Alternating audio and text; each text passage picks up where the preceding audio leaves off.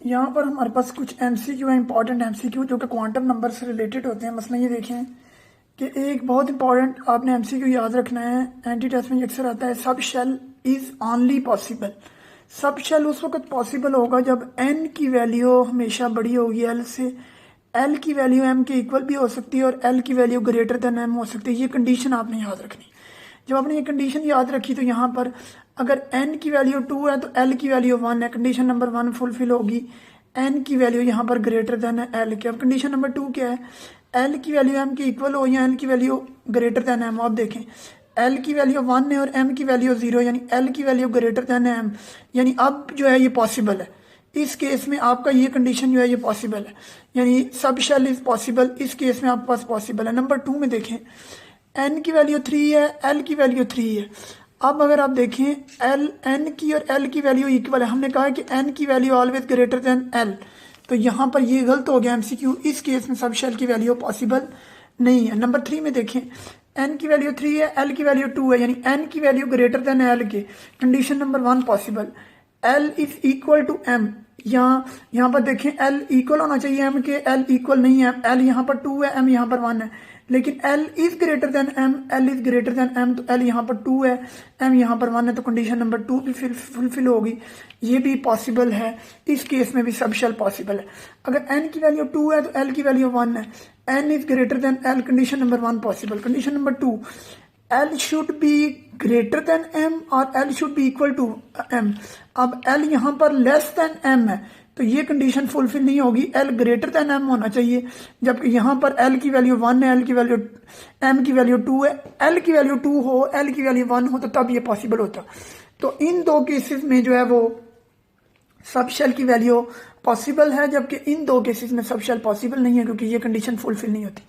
Maximum number of electron when n is equal to 3 and l is equal to 2 and m is equal to 0 plus minus 1 plus minus 2। अब देखें अगर n की value 3 हो, जब भी n की value 3 हो तो मैं यहाँ पर लिखूंगा कि ये मेरे पास 3 आ गया। अब देखें l की वैल्यू 2 है, l की वैल्यू अगर 0 हो तो s सब शेल होता है, l की वैल्यू 1 हो तो p सब शेल होता है, l की वैल्यू 2 हो तो d सब शेल होता है, यानी 3n आ गया और हमारे पास सब शेल कौन सा, d। यानी अगर 2 है तो d, 3d। अब यहाँ पर देखिए 3d में मैक्सिमम कितने इलेक्ट्रॉन होते हैं, d सब शेल में मैक्सिमम कितने इलेक्ट्रॉन होते हैं, 10। s में मैक्सिमम कितने होते हैं, 2। p में मैक्सिमम कितने होते हैं, 6। और d में मैक्सिमम कितने होते हैं, 10। तो यहाँ पर एमसीक्यू का आंसर होगा 10। अब देखिए अगर 10 इलेक्ट्रॉन हो तो ओरिएंटेशन कितनी बनेगी, 0 प्लस माइनस 1 प्लस माइनस 2, यानी 5 ओरिएंटेशन। और आपको पता है कि d ऑर्बिटल्स में 5 ओरिएंटेशन होती हैं। तो m ने भी ये प्रूव कर दिया कि अगर 10 इलेक्ट्रॉन होंगे तो ऑर्बिटल कौन सा होगा, d, और इसकी ओरिएंटेशन कितनी होंगी, 5। और ये कौन सा होगा, 3d होगा। लेकिन d में मैक्सिमम इलेक्ट्रॉन कितने होते हैं, मैक्सिमम नंबर ऑफ इलेक्ट्रॉन। उसने क्या पूछा हुआ, maximum number of electron. Answer हमारे पास 3d आया, 3d हमारे पास आया, आंसर आया। लेकिन हमें पता है कि d के अंदर मैक्सिमम इलेक्ट्रॉन कितने होते हैं, 10। तो d के अंदर मैक्सिमम इलेक्ट्रॉन अगर 10 होते हैं तो इसका आंसर क्या होगा, 10। अब एमसीक्यू नंबर 3 देखें, the letter S P D and F represent, याद रखें लेटर एस पी डी और एफ जो रिप्रेजेंट करते हैं, दे रिप्रेजेंट, हमारे पास जो एस पी डी एफ हैं दे रिप्रेजेंट सब शेल। ये हमारे पास जो है वो सब शेल को रिप्रेजेंट करते हैं। हमारे पास जो एस पी डी और एफ हैं, letter S P D and F represent sub shell. ये ऑर्बिटल नहीं है, this is sub shell. Orbital हमारे पास तब होता जब होता पी एक्स, पी वाई और पी जी, यानी अगर होता ओरिएंटेशन ऑफ सब शेल तो हमने आंसर लगाना है ऑर्बिटल। ओरिएंटेशन ऑफ सब शेल आए तो ऑर्बिटल, लेकिन अगर ये आए the letter S P D and F represent sub shell, इसका आंसर है सब शेल, सी आंसर है इसका। लेकिन अगर ये आए कि for example P X, P Y और पी जी रिप्रेजेंट ऑर्बिटल, ये जो है सब शेल में और ऑर्बिटल में डिफरेंस ये होता है कि सब शेल होता है पी डी एफ। अब इन सब शेल की जो ओरिएंटेशन होती है P X, P Y, P Z, इन्हें हम ऑर्बिटल कहते हैं। तो इसका आंसर होगा सब शेल। अब अगर हमारे पास n की वैल्यू एमसीक्यू नंबर 4 में देखें, n की वैल्यू 5 और l की वैल्यू 2, हमें पता है n की वैल्यू 5 का मतलब 5, l की वैल्यू 2 हो तो हमें पता है l की वैल्यू 0 हो तो s सब शेल, एल की वैल्यू 1 हो तो पी सब शेल, एल की वैल्यू 2 हो तो डी, तो 5D। तो इसका आंसर क्या होगा 5D। इसी तरह अगर एन की वैल्यू 3 और एल की वैल्यू 2 हो तो एन की वैल्यू 3 होगी और एल की वैल्यू जब भी 2 होगी तो डी सब शेल होगा, एल की वैल्यू 2 होगी तो डी होगा, 1 होगी तो पी होगा, 0 होगी तो एस होगा। ओरिएंटेशन कितनी आएंगी, एम की वैल्यू क्या होगी 0 +-1 +-2 5 ओरिएंटेशन, और आपको पता है डी में ओरिएंटेशन कितनी होती है 5। इसी तरह हमारे पास अगर एन की वैल्यू 3 और एल की वैल्यू 1 हो, एन की वैल्यू 3 का मतलब 3, एल की वैल्यू 1 का मतलब पी सब शेल, और इसकी ओरिएंटेशन एम की वैल्यू क्या है 0 +-1 यानी 3 आए, यानी हमें पता है पी की ओरिएंटेशन कितनी होती है 3, इसलिए एम के अंदर 0 +-1 -1 ओरिएंटेशन कितनी है 3, इसलिए हमारे पास वैल्यू भी कितनी आई 3। अगर हमारे पास वैल्यू हो एम की 0 +-1 +-2, इसका मतलब है 0 +1 -1 +2 -2 1 2 3 4 5 ओरिएंटेशन होंगी डी के केस में। जिसमें हमारे पास एन की वैल्यू 5 और एल की वैल्यू 2 हो, एल की वैल्यू 2 हो तो एम की वैल्यू क्या होगी 0 +-1 +-2, तो ओरिएंटेशन आपके पास कितनी आएंगी 5। तो हमें पता है डी के अंदर कितनी ओरिएंटेशन होती है 5, एन की वैल्यू 5 और एल की वैल्यू जब भी 2 होगी तो हमारे पास डी सब शेल होगा। इसी तरह जब भी एल की वैल्यू 1 होगी तो हमारे पास पी सब शेल होगा और 3 इधर ऐसे लगेगा ये वाला। ये एमसीक्यू देखें, which quantum number represent highest energy. अब देखें यहाँ पर एन की वैल्यू 3 और एल की वैल्यू 2 है, एल की वैल्यू 2 का मतलब डी सब शेल, एम की वैल्यू जो है वो 1 है, यानी यहाँ पर 3D आपके पास यहाँ पर जो है वो 3D है। अब आप यहाँ पर देखें एन की वैल्यू 3 है, एल की वैल्यू ये देखें एन की वैल्यू ग्रेटर देन एल है और एल की वैल्यू ग्रेटर देन एम है, यानी हमारे पास कंडीशन एन की वैल्यू ग्रेटर देन एल और एल की वैल्यू ग्रेटर देन एम, ये कंडीशन पूरी होगी। यहाँ देखें एन की वैल्यू 3 यानी 3, एल की वैल्यू 0 का मतलब एस सब शेल है, एम की वैल्यू भी 0, यहाँ पर एल और एम दोनों की वैल्यू क्या है इक्वल, ये भी कंडीशन फुलफिल होगी।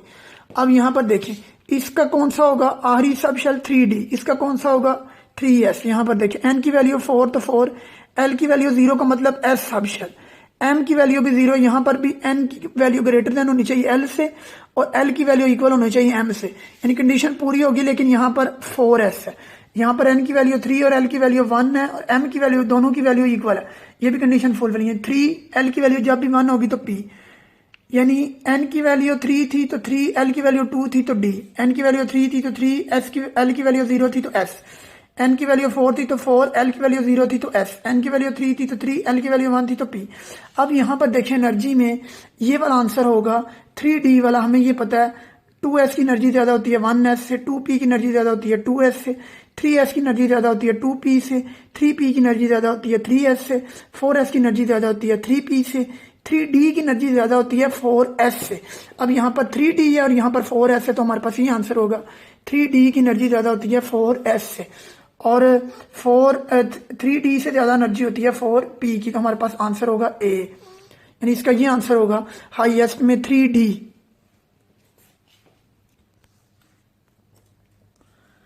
याद रखें, समराइज कर लें, प्रिंसिपल क्वांटम नंबर जो कि बोहर के जो है वो मॉडल को जो है वो बोहर के मॉडल के पास्टुलेट को फुलफिल करता है, ये हमें नंबर ऑफ शेल के बारे में बताता है। एजीमुथल क्वांटम नंबर जो कि समरफील्ड ने प्रपोज किया था, बोहर ने प्रपोज किया था प्रिंसिपल क्वांटम नंबर, समरफील्ड ने प्रपोज किया था एजीमुथल क्वांटम नंबर और ज़ीमान ने प्रपोज किया था मैग्नेटिक क्वांटम नंबर।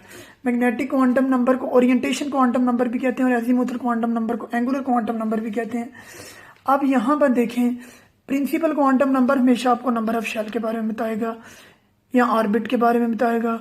जो एजीमुथल क्वांटम नंबर होगा वो आपको शेप ऑफ सब शेल के बारे में बताएगा, यानी SPDF की शेप बताएगा। और मैग्नेटिक क्वांटम नंबर आपको ओरिएंटेशन ऑफ सब शेल बताएगा, यानी PX, PY और PD, और इसी का दूसरा नाम है ऑर्बिटल। ओरिएंटेशन ऑफ सब शेल का दूसरा नाम है ऑर्बिटल। अब MCQ देखें, quantum number which is not derived from Schrodinger wave equation.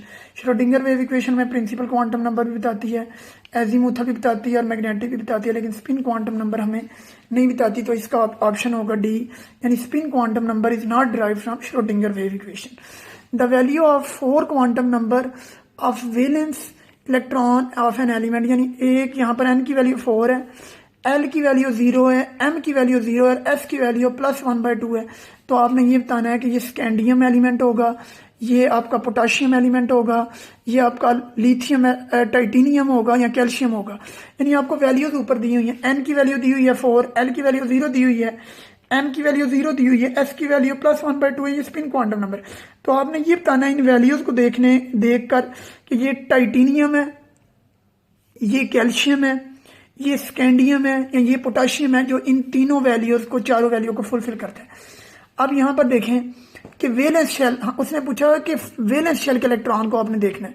Titanium के वैलेंस शेल में 3d2 इलेक्ट्रॉन होते हैं, स्कैंडियम में 3d1 होते हैं, कैल्शियम में 4s2 होते हैं और पोटाशियम में 4s1 होते हैं। अब देखें n की वैल्यू 4 है यानी 4, l की वैल्यू 0 है मीन्स s, m की वैल्यू भी 0 है यानी s ही है दोनों के। अब s की वैल्यू +1/2, अगर s की वैल्यू +1/2 हो तो मतलब एक इलेक्ट्रॉन, अगर +1/2 के साथ -1/2 हो तो इसका मतलब दूसरा इलेक्ट्रॉन, क्योंकि s के अंदर मैक्सिमम 2 इलेक्ट्रॉन होते हैं। लेकिन यहाँ पर s की वैल्यू है ही 1, तो यहाँ पर s के अंदर 1 इलेक्ट्रॉन होगा, क्योंकि यहाँ पर उसकी 1 वैल्यू दी हुई है। तो यहाँ पर ये 4s1 के इलेक्ट्रॉन होंगे वैलेंस शेल में, ये पोटाशियम होगा यानी उसके 4s1 में। तो याद रखें ये इसका पोटाशियम आंसर होगा। 4s में इसके इलेक्ट्रॉन आएंगे क्योंकि 4 और ये l से मुराद है 0 तो s। तो 4s जो वैलेंस शेल है वो किसका होता है? पोटाशियम का। नंबर ऑफ इलेक्ट्रॉन किसी भी शेल के अंदर फाइंड करने का फार्मूला 2n की पावर 2 प्रिंसिपल क्वांटम नंबर में। नंबर ऑफ शेल किसी भी सब शेल के अंदर फाइंड करने का फार्मूला होता है 2 × 2l+1 एजीमुथल क्वांटम नंबर में, जब हम सब शेल की स्टडी कर रहे होते हैं। Number of electron in orbital, यानी हमने अगर ऑर्बिटल की ओरिएंटेशन फाइंड करनी हो कि ओरिएंटेशन कितनी होगी किसी भी ऑर्बिटल की, तो वो formula 2l+1 magnetic quantum number. किसी भी ऑर्बिटल की ओरिएंटेशन फाइंड करने का फार्मूला मैग्नेटिक क्वांटम नंबर में 2l+1। किसी भी सब शेल के में मौजूद इलेक्ट्रॉन को फाइंड करने का फार्मूला 2 × 2l+1 और किसी भी शेल के अंदर मौजूद इलेक्ट्रॉन को फाइंड करने का फार्मूला 2n की पावर 2।